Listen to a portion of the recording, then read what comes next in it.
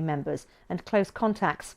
The Italian Health Ministry says all established procedures are being followed.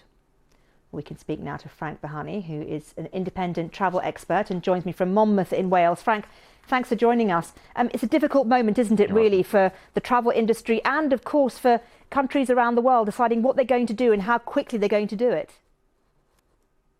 Yes, I mean, as you heard in the report there, certainly initially, European countries are looking at their own health systems and the potential threat to those health systems. And, you know, quite frankly, I'm not surprised to hear that there will be a meeting tomorrow amongst European Union countries and the European Commission to construct a unified response on how to deal with this particular crisis. But for the travel industry, this is devastating. There is absolutely no question about that. They were hoping, you know, if you round it off to increasing their schedules to around about 20% of their normal capacity. But I'm afraid this latest crisis and indeed the understandable actions of the countries we've been hearing about today is actually going to put paid to that. What do you think the UK could do to reassure other countries who are worried right now?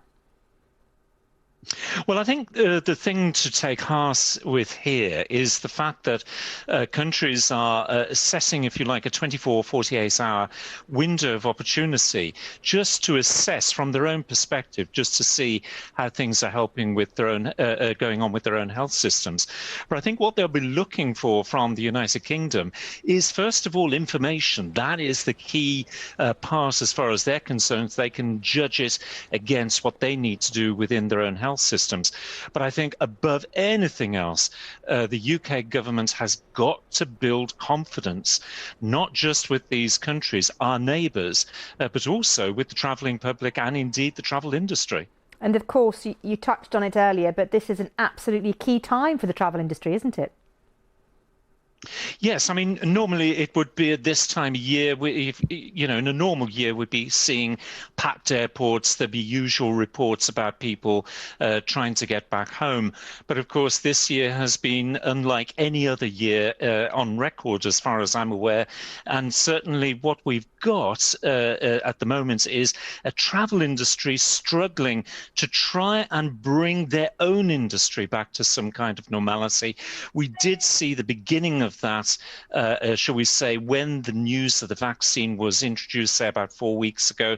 There was a lot of optimism there, talk about increasing the actual schedules of airlines and indeed the sale of holidays. But unfortunately, what we've seen, particularly in the last week, is that has rapidly dissipated. And Frank, you of course have, you know, you've studied the travel industry for many, many years. Looking ahead, looking forward, what's your prognosis? How long will it take for the industry to recover from all of this? I mean, I've been saying since the beginning of this crisis, the clue about what's going to happen is contained in what the aviation industry have been doing so far. So, for example, from March onwards, the airline industry have been mothballing their fleets, taking numbers of different types of aircrafts out of service altogether, and indeed working substantially to reduce their schedules. They themselves predicted that to return to 2019 levels of traffic and passenger numbers will not see a return until about 2023.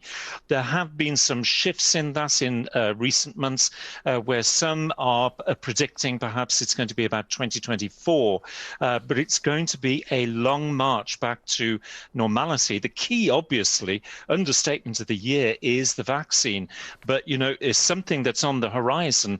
I think just as you see the caution being expressed by countries today, we are going to see countries in the very near future saying, if you want to come into our country, you are going to have to prove that you've been vaccinated.